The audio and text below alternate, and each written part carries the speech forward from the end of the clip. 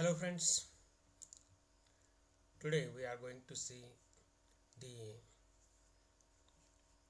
next chapter in paper number 8, that is called as the interference of light waves. I think you have studied the interference phenomena in 12th standard. The definition of interference is the enhancement or cancellation of amplitude of two waves arrive at a point simultaneously. That phenomena is called as interference. That means what? When two waves arrive at a point simultaneously, either their amplitude increases due to addition of two wave amplitudes, or their amplitudes gets cancelled when they are out of phase. Then there is production of dark and bright fringes. The production of the pattern of waves, dark, bright, etc., that is known as interference.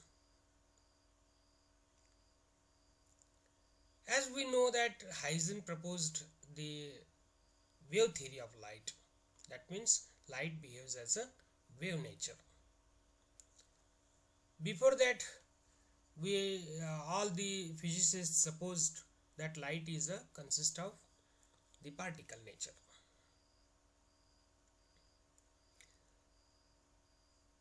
Then from the Huygens proposed wave theory of light, different experiments performed. One of the most important experiment called as the Young's double slit experiment, which also produces the dark and bright fringes. That pattern already we know that is called as interference pattern. Then by using Huygens wave theory of light, one can explain why the bright and dark fringes obtained in Young's double slit experiment. After the Maxwell's electromagnetic theory, it was clear that the light is a electromagnetic wave. That means when the Maxwell's electromagnetic theory is applied to light, then the properties of light is the same that of the electromagnetic theory of Maxwell, and therefore Maxwell's theory is applied to light wave. Now we are going to see the light, that is the one electric wave and another is magnetic wave, like this, magnetic field and electric field. So this is the direction of propagation. So magnetic field and electric fields are perpendicular to each other. That means electromagnetic wave consists of the electric field and magnetic field vectors. The directions of electric and magnetic vectors are perpendicular to the direction of propagation. Now one can see the monochromatic light. What is monochromatic light? The light which is of only one wavelength. That means the visible light, which is consists of large number of wavelengths from violet to red, you know that. Then every single wavelength of this continuous spectrum is called as a monochromatic light. So monochromatic light means mono means one, chroma means color. So any one color, either red or green or violet or any other color, having particular wavelength. But ordinary light, or we can say that the light coming from the sun, which is also called as the white light. Similarly, the electric light coming from the electric bulb, CFL, LED, etc. A large number of wavelengths, and hence they are called as non-monochromatic.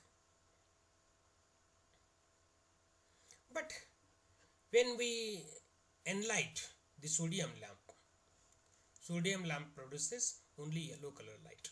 That means it has the only one type of wavelength, and therefore it is called as the monochromatic light.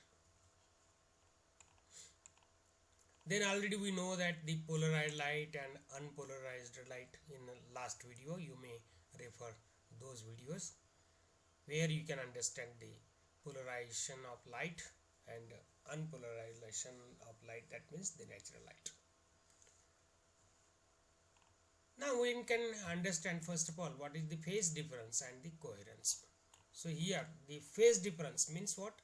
There is the one wave is going in this direction while another wave has having some phase between first and second. So this is phase difference.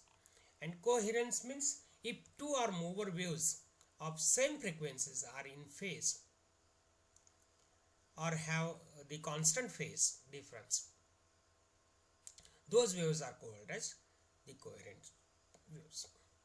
So coherent waves are all in phase, whereas if there are two waves or more than two waves having the some angle between them, there are time lag between them, then they are called as they are having phase difference with each other. Then one can that is the understand this superposition due to which the interference is obtained. Now we can understand what is the principle of superposition. So here there is representation of two waves. One wave is here and another wave is here. So these two waves are, that is the coherent, because is trough is coincides with trough and crest is coincides with crest. That means they are in phase. When they meet with each other, the positive of this wave is coincides with positive, there is production of two cos positive. Negative, again negative produces two negatives. That means the amplitude enlarged. So this is, that is the principle of superposition. Superposition means superimposed. The one wave is superimposed on other wave, that produces the maximum amplitude. That is called as the superposition. Then the interference.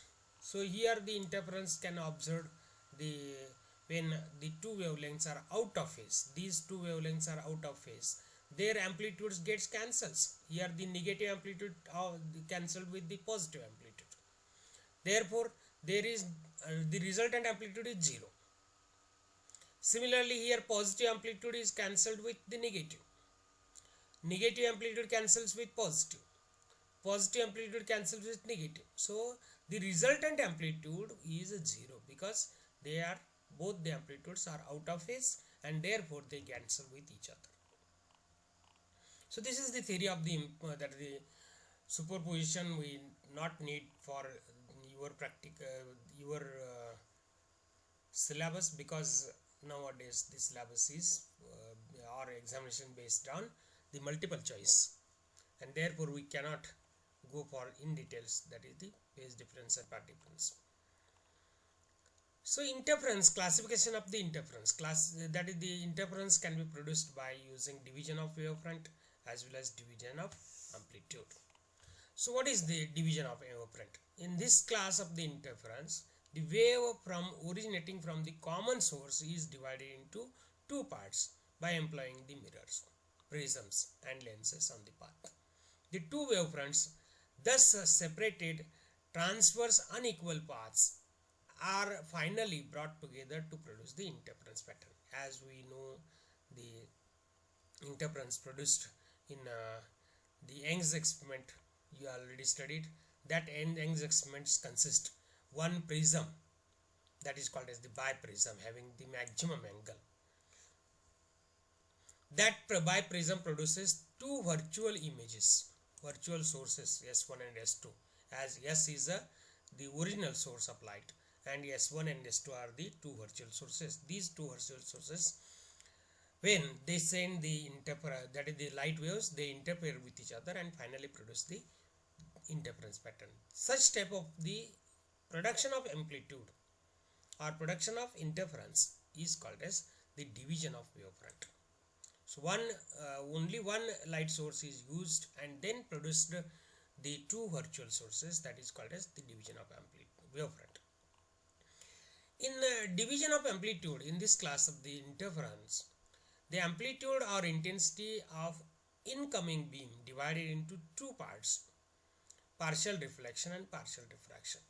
So already we have studied the interference pattern observed in thin films, where the two waves are coming out at two different that is the planes. These two waves meet together to form an interference pattern, so that the thin films produces the interference patterns having different types of the colors are observed in rainy season when you look on the road having some the oil. Then when can that is the coherence of length and coherence of time, spatial coherence is these are the only definitions you can observe from your notes. So we go for the another type, that is the interference in thin films, or and it also Newton's rings. So first of all, we are going to consider the interference in a wedge-shaped films. Wedge-shaped means, wedge means the thickness of the film at one end is 0 and it increases constantly towards the other end. So glass wedge-shaped film is shown here in this case. Here the plain glass is put here and another glass is put with inclined with some a certain angle theta. Then the thickness is very minimum in the at this point, whereas the thickness go on increasing from this point to this point. So that means when the light is incident on such the varying thickness, that is it is called as the wedge shaped thickness, then it is the two waves reflected at two different points. So this is the reflected wave and another refracted wave. Refracted wave, that is again reflected from point C from the other surface, and they get that is the emergent from this in this direction. So G and F are the two emergent rays, reflected rays we may say. Then these two rays get interference, form an interference pattern when they come at a single point. So this is the overall what is the known as the interference due to the wedge-shaped thin films. I will not go for details here because of the time, but you can observe the theory between them and you can say that is the interference pattern, how interference pattern is observed. So now we need to study the properties of fringes due to the wedge-shaped films. As the locus of the points of the thickness is a straight line, therefore the fringes are straight line and parallel to each other. Similarly, the fringe width, that is the omega, is constant for particular wavelengths or color, therefore fringes are of equal thickness and equidistance. Similarly, fringes are localized. So these are the whatever we can say that the properties of fringes in wedge-shaped thin films. So now we can for your syllabus it is not applicable for that is the application of the wedge-shaped thin films. Now we go for the Newton's ring. Newton's ring is a special case of wedge-shaped thin film in which an air film is formed between the two glass plates with the convex surface of lens. The thickness of the air film is 0 at the center and increases gradually towards the outside. So that means what? We are going to put one of the glass plate and on which one plano-convex lens is used. Plano-convex lens. So this plano-convex lens touches at the center while it will not touch towards the periphery. That means thickness go on increasing. Due to this variation of thickness, there is the incident light produces the interference pattern and which can be seen through the microscope. So the experimental arrangement for the Newton's ring is produced here. It consists the original source of light, then To produce the spherical wavefront into plane wavefront, we use one light, one lens, then plane glass plate which is inclined to this at 45 degree to the incident light. Then these lines are, that is the rays are incident on this plane, so that the experimental arrangement where one can place the plano convex lens on the glass plate, and they are reflected at different surfaces and they come together, and by using lens or microscope one can focus and one can see the interference patterns in a rounded shape, because here the thickness is 0, that means here the dark fringe is observed, then dark bright fringes are seen. Such type of figure is seen when you see through the microscope. So this is overall the experimental arrangement of the Newton's ring.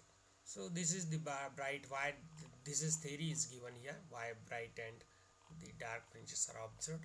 We can say that we can develop the theory by using geometrical size of this diagram. So this is the actual the Newton's ring observed from the experiment. So by using this theory one can that is by using this theory, that means d square is equal to 4nr divided by mu, one can explain one can use that experiments to calculate the wavelength of the monochromatic light, as well as one can determine the refractive index of the medium of a liquid by Newton's ring experiments. Okay, so these are the two applications of the Newton's rings.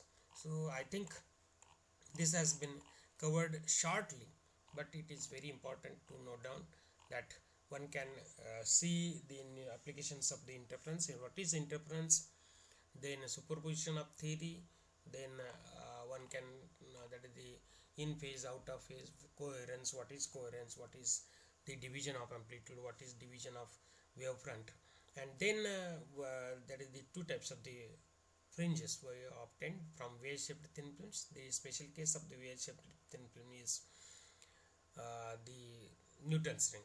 So both theory is necessary, but for the purpose of the examinations, as we noted that is the examination is multiple choice, one can we can exclude the theory, but we must remember the last the theoretical part, that is the formula.